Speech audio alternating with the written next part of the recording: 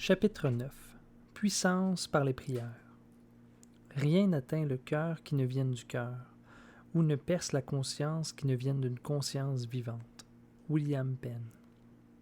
J'étais, ce matin, plus occupé à préparer ma tête que mon cœur.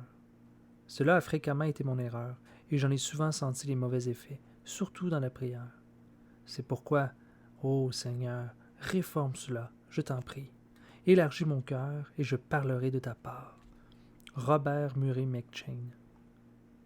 Un sermon qui est plus un produit de l'intelligence que du cœur n'arrivera pas avec autant d'efficacité au but désiré chez les auditeurs. Richard Cecil. De toutes ces multiples et diverses forces, la prière aide la bouche à annoncer la vérité, librement et dans sa plénitude. Il est nécessaire de prier pour le prédicateur. Le vrai prédicateur est le produit de la prière. Il faut prier pour la bouche du messager.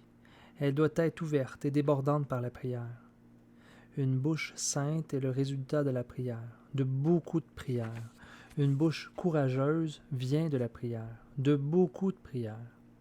L'Église de Jésus-Christ et même le monde, Dieu et même les cieux doivent beaucoup aux lèvres de l'apôtre Paul, et la bouche de l'apôtre est redevable de sa puissance à la communion avec son Dieu. Combien multiple, illimitée, précieuse et utile est la prière pour le serviteur, de tellement de façons, sur des points si nombreux, de toutes les manières. Une des grandes valeurs est qu'elle aide grandement son cœur. La prière fait du serviteur un prédicateur de cœur. Elle met le cœur du prédicateur dans ses sermons. Elle grave son sermon dans son cœur. Le cœur fait le prédicateur. Les hommes de grand cœur sont de grands messagers. Les mauvais cœurs font parfois un peu de bien, mais c'est rare. Le mercenaire et l'étranger peuvent aider les brebis de quelque manière, mais c'est le bon berger avec un cœur de bon berger qui est en bénédiction aux brebis et répond pleinement à sa vocation. Nous avons souligné tellement la nécessité de préparer le sermon que nous avons perdu de vue ce qui est le plus important de préparer, le cœur. Un cœur préparé est bien meilleur qu'un sermon préparé. Un cœur préparé donnera un sermon efficace. Des quantités de livres ont été écrits, montrant les lois et les façons de bien faire un sermon. Et nous avons fini par être possédés de l'idée que cet échafaudage est la maison. Les écoles ont enseigné aux jeunes serviteurs à porter toute son attention sur la forme, le goût et la beauté de son discours comme une production technique et intellectuelle. Nous avons ainsi cultivé parmi les gens un goût vicieux et suscité leur besoin de talent plutôt que de grâce, d'éloquence plutôt que de piété, de rhétorique plutôt que de révélation, de réputation et d'éclat plutôt que de sainteté. De cette manière, nous avons perdu l'idée juste d'une vraie prédication. Nous avons perdu la puissance d'élocution, perdu la mordante conviction de péché, perdu de riches expériences et l'élévation d'un vrai caractère chrétien, perdu l'autorité sur les consciences et les vies qui sont toujours le résultat d'une authentique révélation reçue d'en haut. Cela ne servira à rien de dire que les anciens étudient trop. Quelques-uns d'entre eux ne le font pas du tout, d'autres, pas assez. Beaucoup n'étudient pas de la bonne manière pour être des serviteurs approuvés du Maître. Notre grand manque n'est pas celui de la culture cérébrale, mais de celle du cœur. Ce n'est pas notre manque de connaissance qui est notre plus triste et frappant défaut, mais notre manque de sainteté. Non que nous connaissions trop, mais nous ne méditons pas sur Dieu, étant ouverts à sa parole vivante. Nous ne veillons pas, nous ne jeûnons pas, et nous ne prions pas assez. Le cœur, voilà le grand empêchement à nos paroles.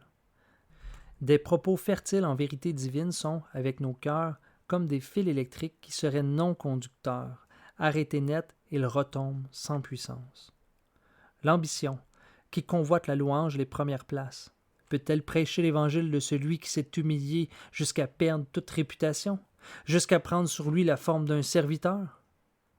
L'orgueilleux, le vain, l'égocentrique, peuvent-ils prêcher la bonne nouvelle de celui qui était humble parmi les humbles? Le mauvais caractère, l'impatient, l'égoïste, l'autoritaire, le mondain, peuvent-ils annoncer un système qui regorge d'humilité, de renoncement à soi, de tendresse, et qui impérativement exige la séparation de toute inimitié, la crucifixion au monde? Le mercenaire officiel, sans cœur, qui se débarrasse de son travail, Peut-il prêcher l'évangile de celui qui réclame que le berger donne sa vie pour les brebis? L'avare, qui compte son salaire et son temps, peut-il prêcher l'Évangile jusqu'à ce que son cœur soit d'accord et puisse dire, dans l'esprit de Christ et dans la parole de Wesley, « Je le regarde comme du fumier du rebut, je le foule aux pieds, je l'estime, non pas moi toutefois, mais la grâce de Dieu qui agit en moi, comme la boue des rues. Je ne le désire point et ne le cherche point. » La révélation de Dieu n'a nullement besoin des lumières du génie humain, du poli et de la force culturelle humaine, des enjolivures de la pensée d'en bas, ni de la force de l'esprit humain pour l'orner ou le renforcer. Mais ce qu'elle exige, par contre, c'est la simplicité, la docilité, l'humilité et la pleine confiance d'un enfant. Ce fut cette abdication et cette subordination de l'intellect et du génie à la puissance de l'Esprit Saint qui rendit Paul incomparable parmi les apôtres. Ce fut cela qui donnait à Wesley sa puissance. Notre grand besoin est que nos cœurs soient préparés. Luther énonçait comme une loi cette vérité. Celui qui a bien prié a bien étudié.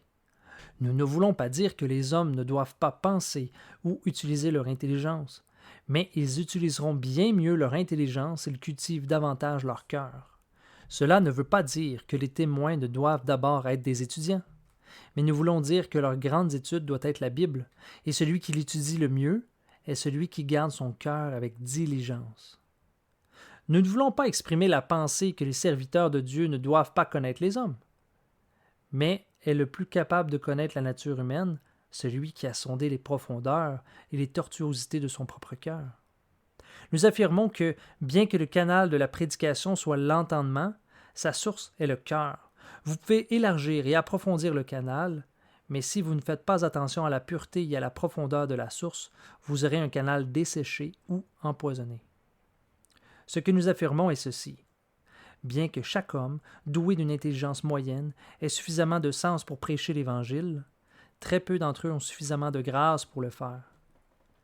Nous proclamons que seul celui qui a combattu son propre cœur et l'a vaincu a ainsi appris l'humilité, la foi, l'amour, la vérité, la miséricorde, la sympathie, le courage.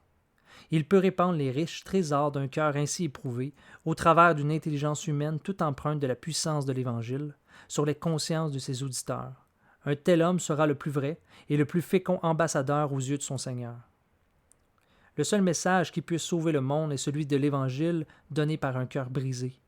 Ce ne sont pas les têtes qui peuvent sauver. Génie, cerveau, supériorité, force intellectuelle, dons naturels ne peuvent sauver. L'Évangile se répand au travers des cœurs. La véritable puissance qui dure est celle qui coule au travers du cœur. Les plus douces et aimables grâces sont celles du cœur. Les grands cœurs font des caractères divins. Dieu est amour. Il n'y a rien de plus grand que l'amour, rien de plus grand que Dieu. C'est le cœur et non la tête qui fait de grands hommes de Dieu. Le cœur est le plus important dans tous les exercices religieux. C'est le cœur qui doit parler pendant le message, et ce sont les cœurs qui doivent être auditeurs dans la salle. En fait, nous servons Dieu avec nos cœurs. Les louanges des lèvres ne montent pas jusqu'au ciel. Nous croyons que l'une des erreurs les plus sérieuses et les plus généralement admises dans la prédication moderne, c'est de mettre plus de pensée que de prière dans le message, plus de tête que de cœur dans les sermons. De grands cœurs font de grands serviteurs. Des cœurs bons font de bons prédicateurs. Une faculté de théologie pour élargir et cultiver le cœur est la chose dont on regrette le plus l'absence dans la proclamation de l'Évangile. Les responsables sont les modèles des rachetés. Ils les conduisent par le cœur. Ceux-ci peuvent admirer leurs dons, être fiers de leur capacité, être touchés momentanément par leurs sermons, mais le centre de leur puissance reste leur cœur. Le bon berger donne sa vie pour ses brebis. Ce n'est jamais l'intellect qui a fait les martyrs. C'est le cœur qui soumet sa vie à l'amour et à la fidélité. Il faut un grand courage pour être un serviteur fidèle, mais c'est le cœur seul qui peut pourvoir ce courage. Les dons et le génie ne peuvent être braves que s'ils passent par le cœur, non par la tête. Il est plus facile de meubler son intelligence que de préparer son cœur. Il est plus simple de donner un sermon cultivé que des paroles qui sortent du cœur. C'est par le cœur que le Fils de Dieu a été arraché du ciel. Et c'est par le cœur que les hommes sont attirés jusqu'aux cieux. Le monde a besoin d'hommes de cœur pour compatir à ses malédictions, pour embrasser ses angoisses, pour sympathiser avec sa misère et pour soulager ses souffrances. Christ fut par-dessus tout l'homme de douleur, et cela parce qu'il fut éminemment un homme de cœur. Donne-moi ton cœur, tel est l'ordre que Dieu adresse à l'homme. Donne-moi ton cœur est aussi l'exigence des hommes entre eux. Un ministère professionnel est un ministère sans cœur. Quand le salaire y joue un grand rôle, le cœur y est pour peu de choses. Nous pouvons faire du sermon notre travail et ne pas mettre notre cœur dans ce travail. Celui qui se met en avant dans son message met son cœur en arrière. Celui qui ne sème pas avec le cœur dans son étude ne moissonnera jamais pour Dieu. Le lieu secret est le lieu où le cœur étudie. C'est là que nous apprenons plus que tout ce que nous pourrons lire dans nos bibliothèques. Jésus pleura est le verset le plus court et le plus grand de la Bible. C'est celui qui s'avance en pleurant, et non en prêchant le grand sermon, portant la précieuse semence qui reviendra dans la joie, tenant ses gerbes dans ses bras. Psaume 126. La prière donne du bon sens, apporte de la sagesse, élargit et fortifie l'entendement. Le lieu secret est un parfait maître d'école pour le serviteur. La pensée n'est pas seulement illuminée et clarifiée par la communion avec le Seigneur, mais c'est là qu'elle naît. Nous pouvons apprendre plus en 1 heure de communion, alors que nous prions vraiment, qu'en beaucoup d'heures d'études. On trouve, dans l'intimité avec Dieu, la révélation de son saint livre qui ne peut être reçue ailleurs, des communications intimes qui ne sont données dans aucun autre lieu. Question. Aide. Première question. Que représente pour vous le cœur et pour la Bible? Deuxième question. Donnez quelques synonymes du mot « cœur » qui apparaissent dans cette étude. Troisième question. Pourquoi Dieu fait-il une telle promesse au cœur de 2 Chroniques 16, verset 9? Quatrième question. Selon 2 Chroniques 17, expliquez pourquoi Josaphat eut un tel succès alors que son temps était à l'apostasie. Cela me parle évidemment. Pensez.